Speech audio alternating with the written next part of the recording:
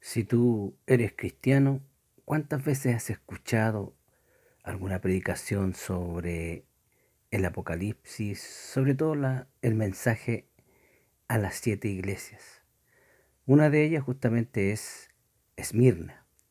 Y justamente tú tienes que haber escuchado mucho este mensaje sobre Esmirna.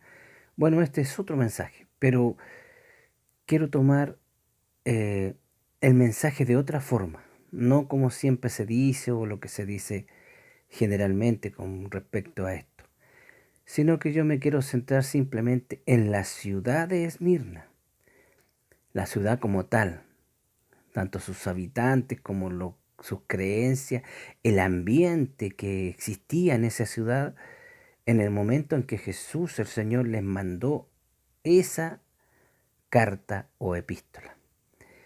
Esmirna viene de el idioma griego que se diría más o menos Smurna, ¿m? Explicada tradicionalmente como mirra, del griego muron. Los eruditos dudan que este sea su significado original. La tendencia de la mayoría es decir que viene del nombre de la diosa que adoraban ahí, se llamaba Samorna de Anatolia, una de las ciudades más importantes de Asia Menor occidental, fundada por los griegos eolios. Más tarde llegó a ser una ciudad jónica, incorporada a la Confederación Jónica. Esmirna era una de las 7 ciudades con pretensiones de ser la cuna de Homero, después de su destrucción por los lidios en el año sexto antes de Cristo. Fue un lugar de poca importancia por algún tiempo, hasta que Alejandro Magno, eh, reconoció su ubicación ideal y ordenó su reconstrucción. Esto se refiere específicamente a lo que tiene que ver con su ubicación, a su importancia estratégica. ¿M? Por eso que Alejandro mandó a reedificarla. Esto fue hecho por los lisímacos de acuerdo con los planes de Alejandro, por ahí por el año 301, 281 a.C. Después de esto creció rápidamente y llegó a ser una de las ciudades costeras más ricas del Asia Menor. En el año 133 a.C., en Esmirna formó parte de la provincia romana de Asia y en el periodo imperial fue uno de los centros más fuertes de este culto. El emperador, en el Asia Menor, en la ciudad existía una iglesia cristiana, esto a fines del primer siglo después de Cristo, como lo demuestra en el libro del Apocalipsis al mencionar una de dichas cartas a las iglesias en el libro de Apocalipsis capítulo 2 desde el verso 8 hasta el 11. Por esa época debió haber sido excelente porque la carta no contiene ninguna represión de parte del Señor, mientras que, a excepción de la iglesia de Filadelfia, todas las otras recibieron censura. La iglesia de Esmirna podría tener origen en los esfuerzos del apóstol Pablo, que pasó 3 años en la vecina Éfeso. Esto según el libro de los Hechos, capítulo 20, verso 31. Policarpo, obispo de Esmirna, fue quemado en la estaca cerca del estadio de la ciudad en el año 1969 después de Cristo. Hay otros escritos que dicen que fue en 1955. La ciudad fue destruida varias veces por terremotos, por guerras, pero por causa de su ubicación favorable en la bahía protegida, como se recuperaba rápidamente. No olvidemos esto gracias a a la situación estratégica de la ciudad. Hoy, con el nombre que ya no es Esmirna, hoy se llama Izmir.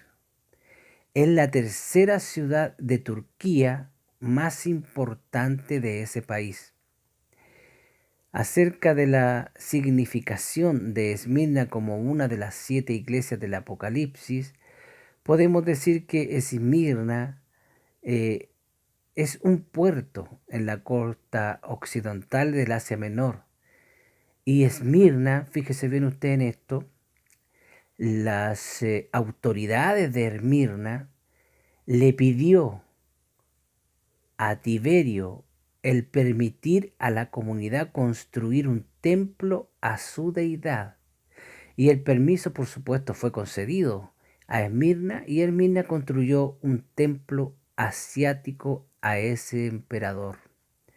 La ciudad había adorado a Roma como a un poder espiritual desde el año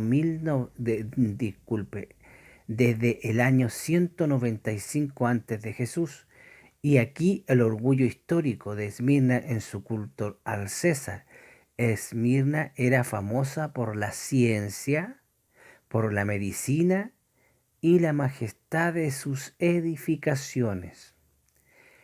Apolonio de Tiana se refirió a su corona de pórticos, un círculo de bellísimas edificaciones públicas que rodeaban la cima del monte Pagus, como una diadema.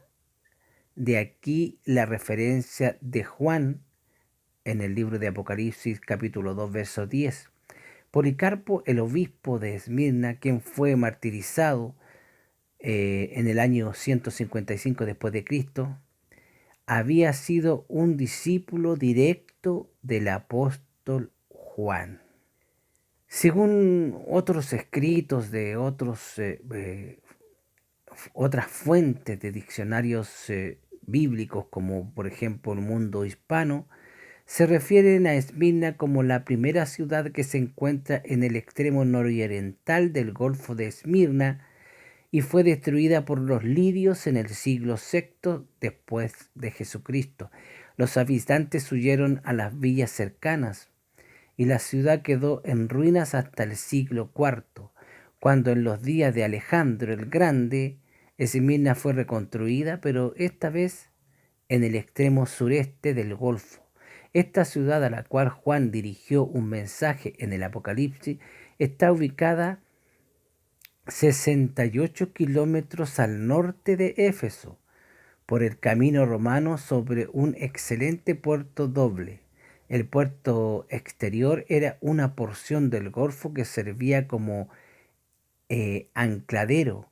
El puerto interior, ahora obstruido por bazares, tenía una entrada estrecha que podía cerrarse con una simple cadena.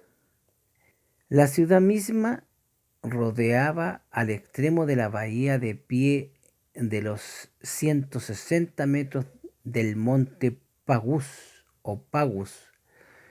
Su espléndida acrópolis, sus calles estaban excelentemente pavimentadas y estructuradas en ángulos rectos. La ciudad tenía varias plazas y pórticos, una biblioteca pública, imagínate, numerosos templos y otros edificios. Su acueducto aseguraba una amplia provisión de agua potable. Este centro, comercial, tenía una población que pudo haber alcanzado la cantidad muy cercana a los 200.000 habitantes en los tiempos en que Juan envió su mensaje a la iglesia de Esmirna. La recuperación de Esmirna del Nuevo Testamento por medio de la investigación arqueológica es virtualmente imposible, debido a que la ciudad moderna cubre la antigua, y para empeorar la situación, la ciudad fue virtualmente destruida por un terremoto por allá por el año 178 después de Cristo. El emperador Marco Aurelio construyó grandes áreas de la metrópoli a pesar de la dificultad en la excavación de Esmirna. La Asociación Histórica Turca ha llevado a cabo numerosas temporadas de excavación allí entre la Primera y la Segunda Guerra Mundial, y también desde la Segunda Guerra Mundial en adelante. Sus esfuerzos se han concentrado principalmente en el área de Ágora, donde queda mucho por hacer todavía en lo que dice relación a la arqueología. Los hallazgos que aquí datan del tiempo de la reconstrucción de Marco Aurelio y por lo tanto no tienen ninguna relación con los tiempos del Nuevo Testamento. Unos cuantos restos de paredes de la Acrópolis datan del primer siglo, así que las ruinas del acueducto y del teatro solamente se han podido encontrar. Una de las 7 iglesias del Asia Menor era Esmirna. Esmirna, según otro escrito, dice que la ciudad era una ciudad que hoy de Turquía, del Asia Menor, y que se hacía referencia a ella en el libro del Apocalipsis, en el capítulo 2, desde el verso 8 al 11, y era una ciudad fundada por griegos en el tercer milenio antes de Cristo, tan antigua como la misma Troya. Se dice incluso que fue la cuna de Homero y quedaba en la costa de Anatolia, en el mar Egeo, al norte de Éfeso. Fue totalmente destruida en el año 600 a.C. y permaneció así al menos por unos 300 años, lo cual algunos relacionan con la expresión que Jesús habría dicho de ella, que estuvo muerto y vivió. Pero en realidad esa referencia que el Señor hacía era a Él mismo, por el hecho de haber gustado la muerte por todos nosotros y que después vivió. Aunque otros sugieren que la referencia a la diosa Cibeles, patrona de la ciudad cuyo culto celebraba la muerte en el invierno y retornar la vida en primavera. Como vemos, era muy idólatra la comunidad de Esmirna. Esta reconstruida por Alejandro Magno, como dijimos anteriormente, o algunos de sus generales, se convirtió en una ciudad muy rica, compitiendo con Éfeso y Pérgamo por el título de la primera ciudad de Asia. Había una comunidad de judíos bastante grande en Esmirna, los que al parecer hacían mucha oposición a los cristianos, según Apocalipsis 2:9. Juan anima a la iglesia en vista de los sufrimientos que le estaban deparados. No se tiene muchos datos sobre la vida en en Esmirna en los días de la carta de Juan.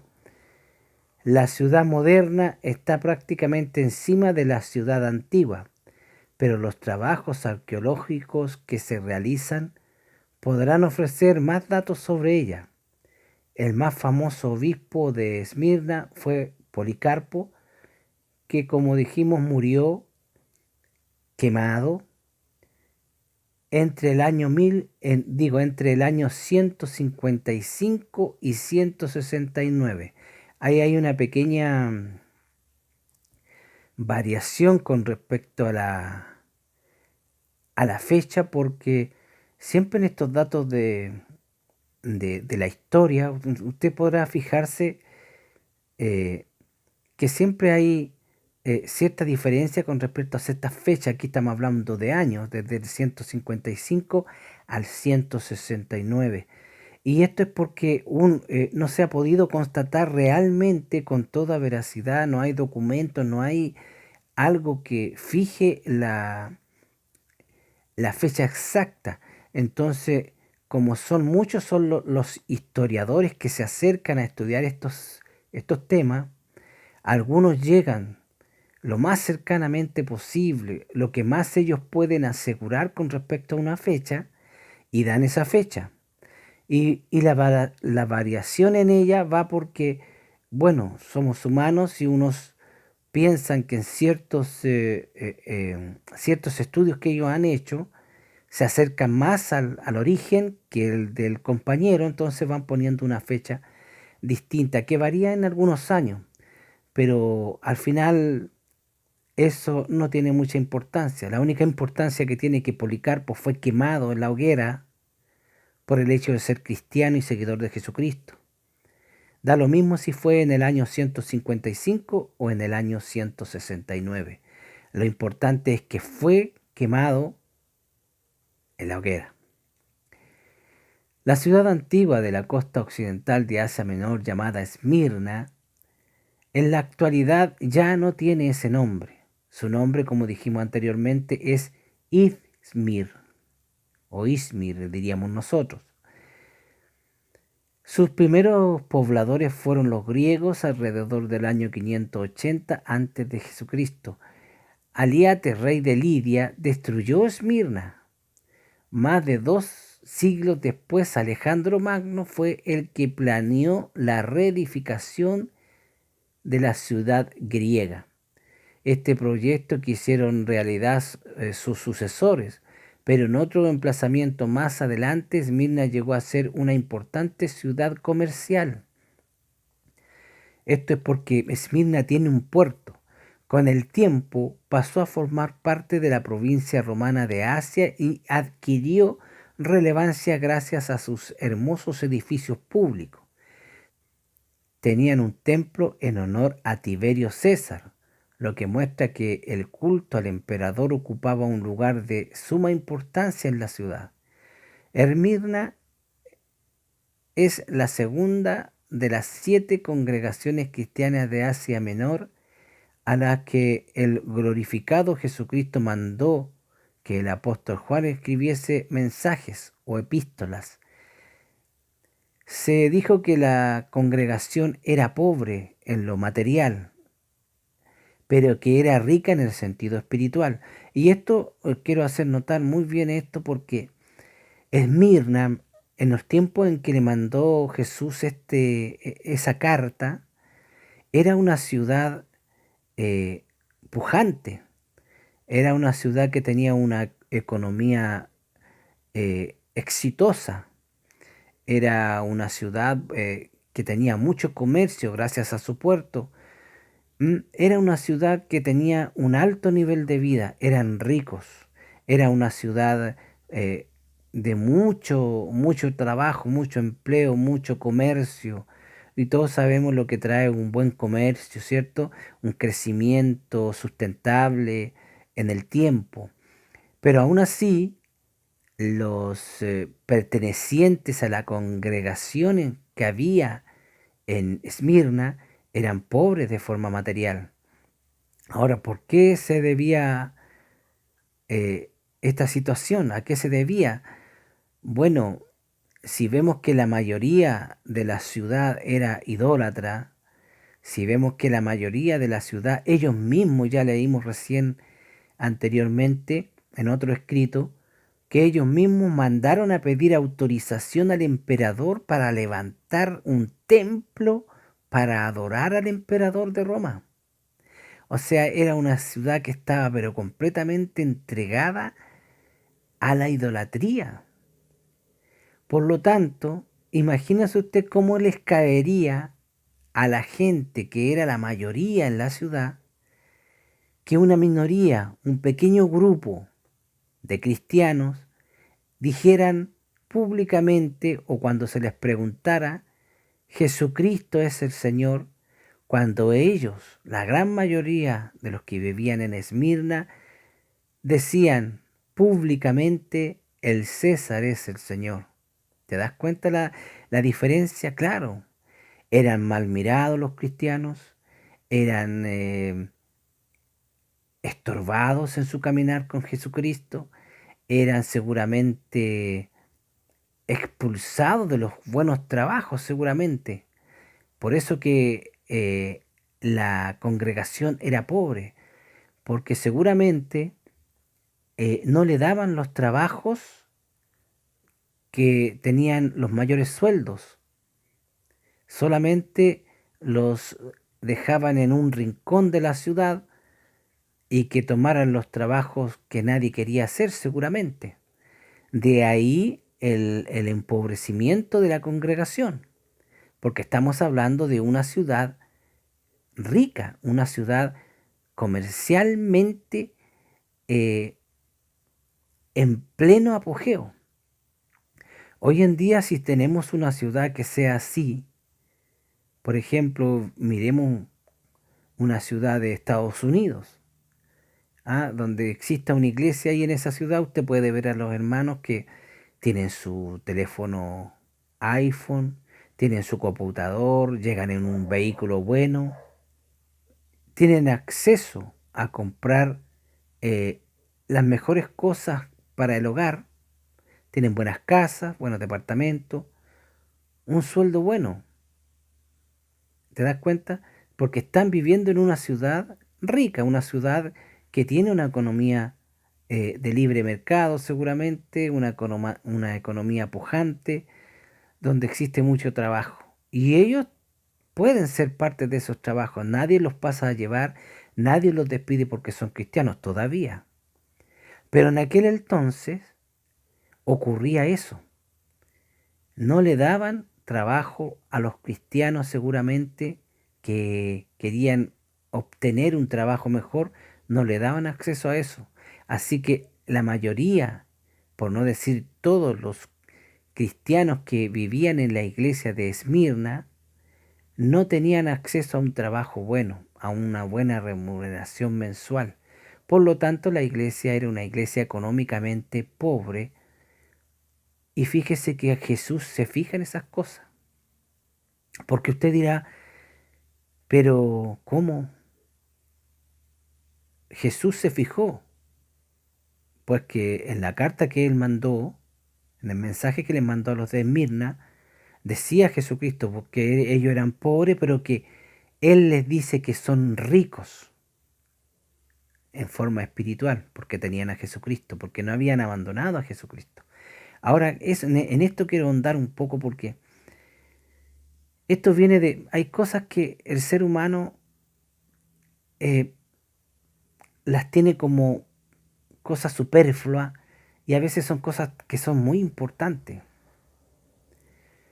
Y en lo que dice en relación a este tema de Esmirna, yo me lleva a pensar en eso, porque recuerde usted el momento en que Jesús le dice a sus discípulos que él va a ser eh, traicionado y va a ser entregado a los gentiles y va a ser crucificado. Y en la última cena, recuerde usted que fue Pedro el que le dijo que a donde quiera que él fuera, él iba a ir y si era necesario morir, él moriría por Jesús. Y fue en ese momento cuando Jesucristo le dice a Pedro que hoy, hoy mismo, le dice, me negarás 3 veces antes de que el gallo cante. Y Pedro le dice, no, Señor, si es necesario morir, yo moriré contigo, qué sé yo. Y todos los demás discípulos dijeron lo mismo. Y después vemos cómo Pedro terminó negando a Jesús. Pedro seguramente se habría imaginado como hombre, como ser humano, que alguien le iba a poner una espada en el cuello y le iba a decir, o niegas a Jesús o te mato. ¿Ah? Una cosa así. Pedro jamás se le pasó por la mente que por el hecho de querer saber cuando Jesús fue arrestado, y él salió corriendo detrás para ver qué es lo que pasaba con él, para entrar a ese patio que era cerrado, donde estaban juzgando ahí a Jesús, para entrar a ese patio, él tuvo que conseguir a alguien que de adentro que lo dejara entrar. Él conocía a alguien, siempre hay alguien que conoce a alguien, ¿cierto? Y él se metió a esa parte. Y cuando entró, alguien lo reconoció y le dijo, ¿no, no eras tú uno de los que andaba con este Jesús? Y él negó, dijo, no, no, yo no soy. Ahora, esa mentira, porque era mentira, ahí él estaba negando a Jesús. Pero como usted y como yo digo, como ser humano que somos, pero si eso era una mentirita blanca, ¿cierto? Era una mentira, digamos, estratégica, diría yo. Era para, pues claro, si él decía, sí, yo estaba siguiendo a Jesús, lo iban a echar de ahí. Y lo que en ese momento Pedro quería era permanecer en ese lugar justamente para saber lo que pasaba con Jesús. Entonces él, de forma estratégica, de forma liviana, digamos, ¿cierto? O de pura boca, negó a que él conociera a Jesús y lo hizo en 3 oportunidades distintas. Para Pedro eso era algo normal, era trivial, por Dios, era un detalle, era una cosa insignificante. Pero cuando el gallo cantó, entonces Pedro se dio cuenta que a ese instante era al que Jesús se refería. Es decir, a Jesús le dolió que su discípulo Pedro lo negara, aunque sea por motivos de estrategia, aunque sea para permanecer ahí, para estar atento a lo que pasaba con él, aunque sea, como decimos nosotros, una mentirita blanca, una mentirita que no hace daño. Pero vemos que a Jesús le importan esas cosas pequeñitas, esas cosas chiquitas que nosotros hacemos, que para nosotros no son nada, pero para el Señor sí son.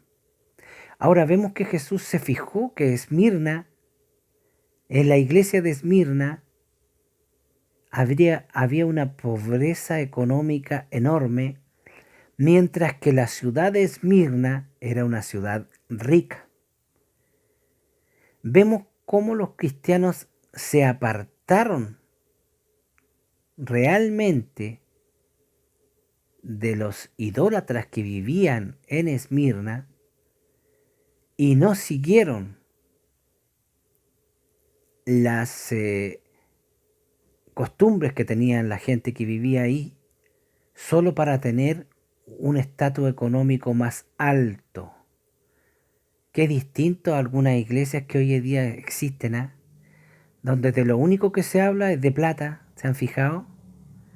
Ven para que el Señor te bendiga, porque tú tienes que ser rico porque eres hijo del rey, de reyes. Qué distinto, ¿eh? Vemos cómo Jesús se fijó mejor y a esta iglesia no le hizo ningún reparo. Al contrario, les mandó este mensaje a través de esa carta diciendo que él reconocía que ellos estaban en una pobreza económica grande, pero que eran ricos para él porque estaban cerca de él y no habían abandonado su nombre. Y además les dejó bien en claro que Jesús estaba al tanto de los sufrimientos que ellos tenían diariamente por el solo hecho de ser cristianos. Y además les avisa diciéndole que muy pronto el diablo iba a tomar a algunos de ellos y los iba a atribular por 10 días. Y Jesús el Señor, fíjese usted lo que les pide a sus seguidores que tenían una vida sufrida, y les decía que resistieran, que fueran valientes y resistieran hasta la muerte.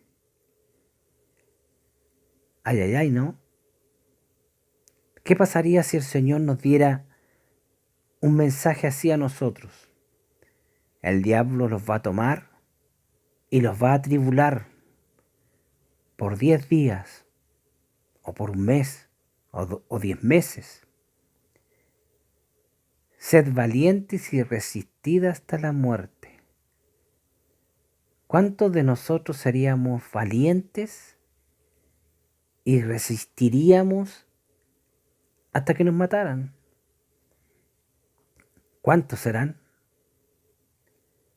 Yo creo que pocos. Yo creo que pocos. ¿Y sabe por qué creo que pocos? Porque es bíblico. Porque usted se acuerda de que cuando Jesús alimentó a los 5.000 y en otra oportunidad alimentó a 4.000 más. La Biblia cuenta solamente a los hombres, no cuenta a las mujeres. Y yo hago este ejercicio siempre. Si habían 5.000 hombres, obviamente ahí habían 5.000 mujeres. De hecho, habían más, pero para ser más de derecho, más firme, pongámosle 5.000 y 5.000, tenemos 10.000. Más la otra cifra que era de 4.000, tendremos 8.000 más. Así que habían 18.000 personas. Y yo siempre digo, 18.000 personas que seguían a Jesucristo donde quiera que Jesús iba. Si Jesús se quedaba en una casa, ahí alrededor de afuera se quedaban los 18.000. O se iban a sus casas a dormir y volvían en la mañana para seguir donde quiera que fuera Jesús. 18.000 personas, amigos, 18.000. ¿Y cuántos habían en Pentecostés esperando que el Señor le enviara el Espíritu Santo? 120. ¿Dónde quedaron los miles?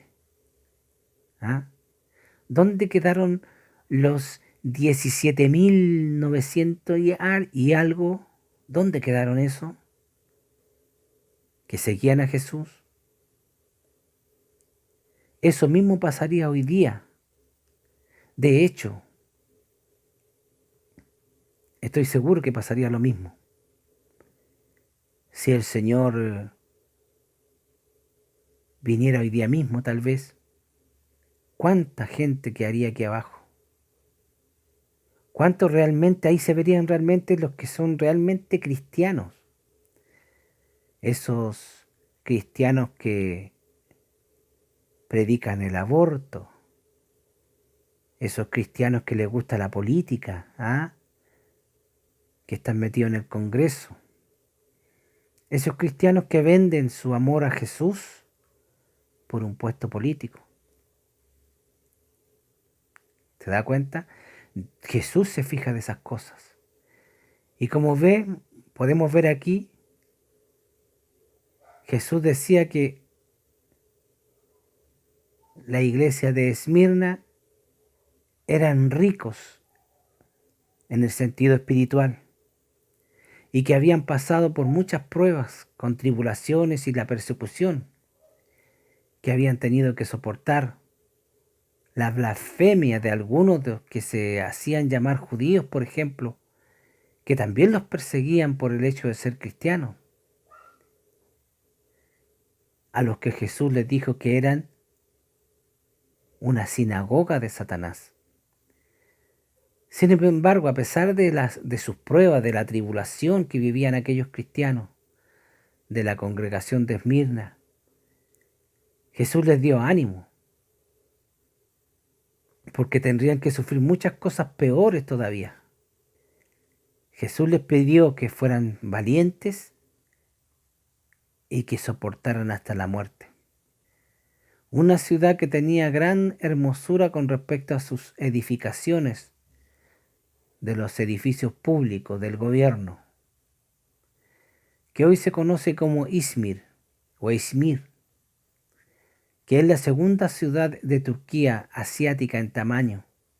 Es probable que el Evangelio haya llegado a Esmirna en fecha muy temprana, presumiblemente desde Éfeso, según el libro de Hechos capítulo 19, verso 10. El ángel de la iglesia de Esmirna es el que recibió la carta de Apocalipsis capítulo 2, verso 8 al 19. La segunda carta de las 7 iglesias que estaban en Asia, como sucedió en otras ciudades comerciales. La iglesia debió enfrentar la oposición de los judíos. La descripción de Cristo como aquel que estuvo muerto y vivió de nuevo puede ser una alusión al resurgimiento de la ciudad que fue renovada después de haber sido destruida, como dicen algunos por ahí. Pero podría sugerir que la corona del vencedor en los juegos que se efectuaban en aquella ciudad también, ¿cierto? Es como una forma de elogio que se le hacía. El llamado a Filadelfia es un llamado a la iglesia para que cumpla la manera más plena la historia y reputación de la ciudad. Esto quedó ejemplarizado en el valor con que el anciano obispo de Policarpo se negó a retractarse. Allí fue martirizado. Aquí habla del año 155 después de Cristo o más tarde. Con respecto a lo que se refería a su corona de pórticos, un círculo de bellísimas edificaciones públicas que rodeaban la cima del monte Pagus como una diadema. De aquí la referencia de Juan en Apocalipsis 2:10. No temas en nada lo que vas a padecer. He aquí, el diablo echará a alguno de vosotros en la cárcel para que seáis probados y tendréis tribulación por 10 días. Se refiere, sé fiel hasta la muerte y yo te daré la corona de la vida. El, el que dio el ejemplo aquí fue Policarpo, el obispo de Esmirna, quien fue quemado vivo en el año 155 después de Cristo. Y este Policarpo había sido discípulo directo del apóstol Juan. Se dijo que la congregación era pobre, como dijimos anteriormente, materialmente, pero rica en el sentido espiritual. Algunos que se hacían llamar judíos, pero que en realidad eran sinagoga de Satanás. Sin embargo, debido a su pobreza y su tribulación, a los cristianos de la congregación de Esmirna se les dio ánimo para que terminen las cosas que todavía tendrían que sufrir. Y les dijo el Señor que fueran fieles hasta la muerte. ¿Te das cuenta? Oye, debe ser difícil eso. El hecho de que tú estés sufriendo una persecución durante toda tu vida como cristiano. Que pasen meses, años sufriendo el desprecio de los demás por el hecho de ser cristiano, que te pasen a llevar, de no tener acceso a trabajos buenos porque eres cristiano, y que por más ya llegue una carta del Señor diciéndote que te prepares porque vas a ser tomado detenido y vas a ser atribulado y que tienes que ser fiel hasta la muerte. Ay, ay, ay, ¿no? Según algunas excavaciones en Esmirna, se puede decir, según Hechos 19:10, sugiere que la iglesia fue fundada durante el tercer viaje misionero del apóstol Pablo. El lugar antiguo de Esmirna no se ha excavado mucho debido a que la ciudad puerto de Izmir alberga la segunda población más grande de Turquía, con la excepción de la ágora, el teatro y algunas secciones del acueducto romano que han sido excavadas. Vemos que el ágora, lo único que queda de él son ruinas, y esto es del siglo II después de Cristo, y está localizada entre la Acrópolis y el puerto. Fue parcialmente excavada en el año 1932 hasta 1941 por arqueólogos alemanes y turcos. Los pórticos alineaban los lados norte y oeste del ágora, y en el centro estaba un altar, por supuesto, a Zeus. ¿Qué más podría ser, no? Cuando Juan dijo que algunos serían arrojados a la cárcel, él sabía que el encarcelamiento romano era frecuentemente un preludio a la ejecución. Él animaba a los creyentes a ser fieles hasta la muerte. Durante su persecución, el aprendiz de Juan, Policarpo, fue martirizado aquí, en el año 155 después de Cristo, como ejemplo de las adversidades y las exhortaciones de Juan. Él se rehusó a blasfemar el nombre de Dios y posteriormente fue quemado vivo. ¿Te das cuenta? Aquí el hecho de ir estudiando el tema con todos los escritos que uno pueda encontrar históricos, tú vas formando el mapa total aquí nos está dando el motivo más exacto por el cual Policarpo fue quemado vivo. Se rehusó a blasfemar el nombre de Dios. Ahí ya tenemos ya un asunto más concreto. Ahora, la forma de blasfemar el nombre de Dios, hay muchas formas de blasfemar, no solamente de insultarlo directamente. El solo hecho, por ejemplo, de que tú compares a Jesús con un emperador romano, por ejemplo, ya es una blasfemia, es un insulto a Dios. El hecho de que compares tú a Jesús, lo compares con algún imbécil que existe hoy en día, que dice ser alguien, también es una forma de insulto grande para el Señor. Dicen, hablando del Esmirna de hoy, una especie de Barcelona a lo turco, cuya esencia reposa no solo en los valores laicistas del considerado padre de la República de Turquía, el Mustafa Kemal Atatürk, sino que su personalidad se nutre del marajeo, que besa buena parte de la ciudad. Hablamos de Esmirna, hoy llamada Izmir en turco, la tercera ciudad más grande de Turquía después de la efervescente Estambul y la capital del país, Ankara. Parece que esta gran urbe de casi 6 millones hoy de habitantes vivía hacia el lado de Europa y frente al sol. Los atardeceres son espectaculares, los ferries surcan de orilla a orilla, si no solo ocurre en Estambul, y las vistas de las colinas se abren ante nosotros repleta de edificios sembrados por las ideas y las idas y venidas del sol.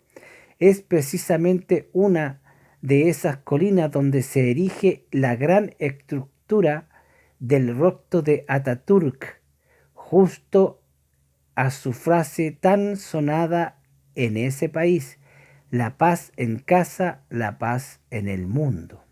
Hoy en Turquía, o Izmir llamada más bien, hay 6 millones de habitantes. Una vez escuché a un predicador decir que si una iglesia no crecía, esa iglesia no era de Jesús, porque no crecía. Vemos aquí en Esmirna cómo hace 2000 años atrás, cuando el Señor Jesús le mandó esa carta, la comunidad cristiana era pequeña en Esmirna. La mayoría de ellos eran gente que adoraba al emperador. La mayoría de ellos eran personas que eran idólatras. Los que no eran adoradores del emperador o adoradores de distintos dioses como Zeus o como aquella diosa Cibeles, eran judíos y también estaban en contra de los cristianos. Así que el cristiano no se salvaba por ninguna parte prácticamente.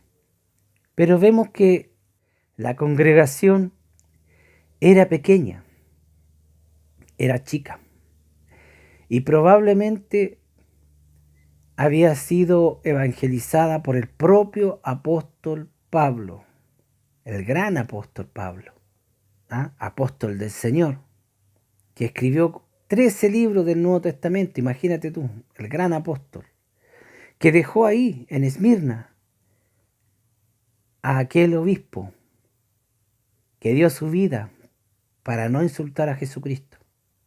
Sin embargo, esa iglesia no creció, fue perseguida, fue pobre económicamente, todo lo que tú quieras. Hoy en día ni siquiera guarda ese nombre de Esmirna, desapareció. Hoy se llama Izmir. Hoy la ciudad de Izmir ya no tiene 200.000 habitantes como lo tenía Esmirna. Hoy, como se llama Esmirni, tiene 6 millones de habitantes y pertenece a Turquía. Y fíjate que Turquía no tiene una religión estatal, oficial, pero la mayor parte de la población tiene la religión del Islam. El 98% de la población de Turquía son musulmanes. En el país hay más de 80.000 mezquitas. Los cristianos en Turquía no sobrepasan la cantidad del 0,2% de la población. Ni siquiera llega al 1%, hermano. Ni siquiera a la mitad de en Esmirna, hoy llamada Izmir, El 98% de ella son musulmanes y solamente el 0,2% de la población de Izmir, la antigua Esmirna, son cristianos. Es decir, en pocas palabras, el crecimiento del cristianismo en Esmirna no existe. Se mantiene siendo una minoría. Yo diría una insignificante minoría, si hablamos de forma que tiene que ver directamente con la población. Pero para Dios, cada uno de esos 0,2% de la población de Esmirna que son cristianos son oro puro para Jesús, porque están ahí, permanecen ahí, no han crecido, pero no han sido eliminados. En Filipenses 2, verso 8, dice: y estando en la condición de hombre, se humilló a sí mismo, haciéndose obediente hasta la muerte y muerte de cruz. Cuando Jesús le pide a uno de sus seguidores, sé fiel hasta la muerte, no es un hipócrita Jesús, porque Él fue fiel hasta la muerte por nosotros. En el Apocalipsis capítulo 12, verso 11 dices: y ellos le han vencido por medio de la sangre del Cordero y de la palabra del testimonio de ellos, que menospreciaron sus vidas hasta la muerte. Es decir, entregaron sus vidas por Jesucristo, sus vidas carnal, porque su vida espiritual sigue para siempre, hoy con Cristo Jesús. Bueno, eso era lo que yo quería hablar con ustedes sobre Esmirna.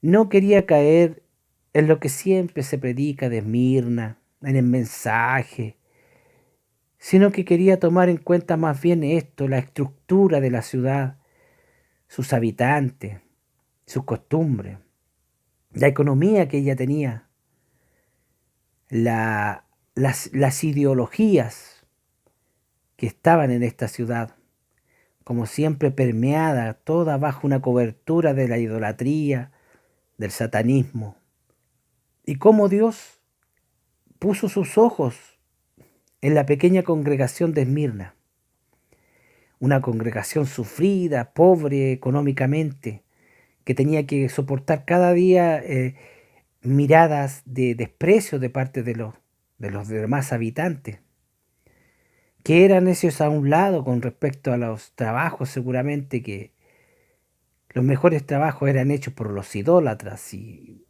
hacían a un lado seguramente a los cristianos, por eso que la iglesia era pobre, porque tenían sueldos bajos, no tenían el acceso a tener un buen estándar económico. Y aún así fueron atacados por el mismo demonio, encarcelándolos por el solo hecho de ser cristianos. Y fíjate que Jesús no fue a defenderlos, porque también hay gente que piensa eso y dice: no, que a mí no me va a pasar nada porque Jesús nos tiene que defender y que... No, amigo, ¿qué tienes tú de especial comparado con la gente que vivía en aquel tiempo?